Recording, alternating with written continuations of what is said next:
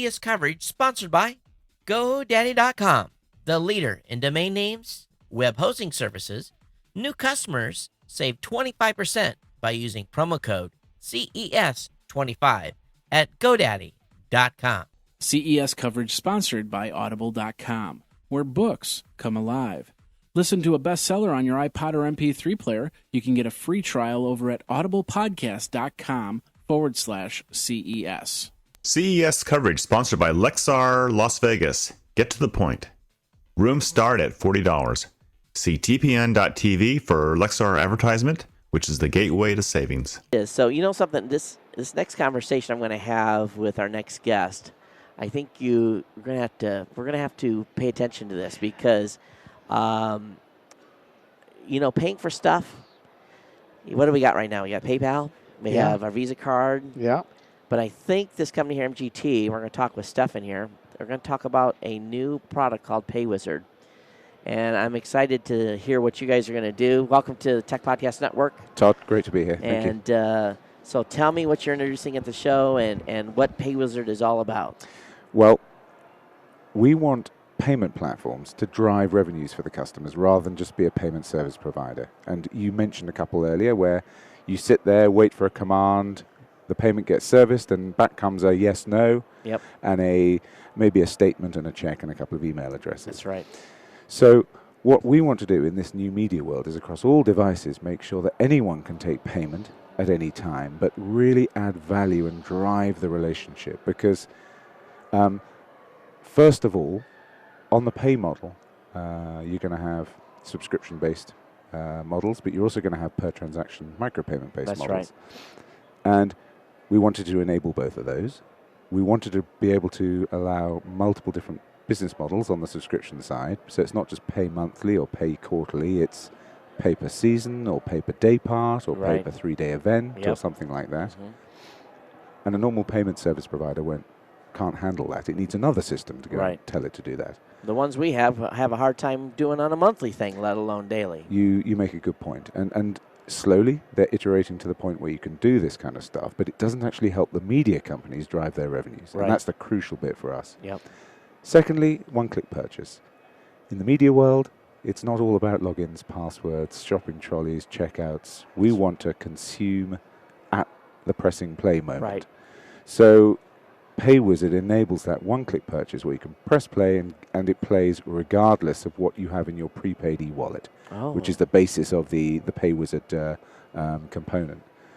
But thirdly, and I think this is the ace in the hole, all of this rich transaction data should belong to the merchant or the broadcaster or the content owner, and it doesn't on some of these big platforms that you've been mentioning. True. We become customers of the payment engine rather than customers of the original content provider. No, you become slaves to the payment engine. And we want to break those shackles, Todd. We really do, because I can't help thinking that there's this rich real-time store of information that could help them service us better. Right. And if you can do that through providing all of this data at a relevant moment, which is after it's just happened, not 3 weeks later in the form of some kind of data cube, then the chances are they're going to be able to target to us better. And I'm not for just indiscriminate carpet bombing targeting, and this will help make sure that this does not happen. Whether it's on the pay model and they're shoving paid content to us, or indeed, let's take all of those paid transactions, work out what's going on, shove it into an advertising engine somewhere. Absolutely. And that can help both sides of the revenue model equation as well. So PayWizard is it's enabled across multiple devices already. So iPads, iPhones, Android devices, connected TV, EPGs, online, and we've got a growing library of APIs that will support the next one that comes down the pike. When BlackBerry release theirs, we'll be first in line to make sure that we can integrate to it. So I have a part of our company offerings. We do service providing for some hosting accounts and statistics. It's basically web-based stuff. Sure. So the general transaction right now is a customer comes in, he puts in his name, puts in the data, all the thing we have to require. We send him over to a company that starts with a P. They go through the process and the transaction goes through, and then hopefully, if everything works right, they get sent back to the account and the API works and the account's turned on. Right. And then forevermore, so long as they don't cancel their reoccurring payment, we're getting paid. And Yes. then oftentimes they'll go in and 2 months later and say, what's this reoccurring payment? Oh, my gosh, who am I paying money to? And they'll cancel it, and we cancel their account. And they're complaining to us, why did we cancel? Yes. So from PayWizard's standpoint, Yeah. how's PayWizard going to help me? As the viewer As the person, and as the merchant. Yeah, as the merchant. Okay. So from a merchant perspective, you know who your customer is. All of your customers are at any point. Right. You know what they're doing, and you know what they probably will intend to do. So you can go and help make sure that the right content's going to the right place. Right. In terms of ensuring that there is visibility on the accounts, the user accounts, that's the merchants will be able to have full visibility on what is going on as regards their content. Right. But the crucial thing is, if you're going to have a payment platform, you don't want to be able to limit someone. You don't need to limit someone just to one payment platform for this vertical if That's it's on right. a mobile device. Yep. Another payment platform if it's on some kind of connected TV. Right. Another payment platform that doesn't talk to the first one. That's right. The number of companies we talk to where you've got the same subscriber is subscribed to a mobile service as well as an online service. That's right. The systems aren't talking in the back That's end, true. and they don't know it's Todd in both places. That's right. How can that be the right solution? Right. So what really resonates is if it can be cross-platform, you remove one big problem for the merchant. Yep. If it can be targeted as a pot of money in an e-wallet, you add value because they know exactly there's money there, let's go and target this properly. But if you also know that someone has consumed something on a mobile device over here earlier in the day and then present to them an offer later in the day, targeted, flexible discounts and offers, chances are you'll drive the ARPU because it's something you want to watch because they know you've watched it. That's right. And they'll reduce hibernation because you can go and find that guy who hasn't watched that sport for 10 days and they know he's been watching it. So go and find him, turn him on again. That's Give right. him a 3 for 2. Give him some kind of incentive. Very cool. It's cool stuff, and it's all about helping the merchants drive their revenues, not just taking a payment. And I think that's the drum we're really beating at the moment, Todd. Now you talk about the one-click functionality where I'm out, I'm looking at something, I find something that says that's cool, I want that. I click on the iPhone or I click on my iPad or whatever it may be. Yeah. Transaction goes through, it pulls from my e-wallet. You made a comment earlier, even if the e-wallet was empty. Right. So normally, if the e-wallet is empty, if I've deposited money into my payment account, Sure. it's going to say, hey, give me some more money before you access that content. You can't Right. have it.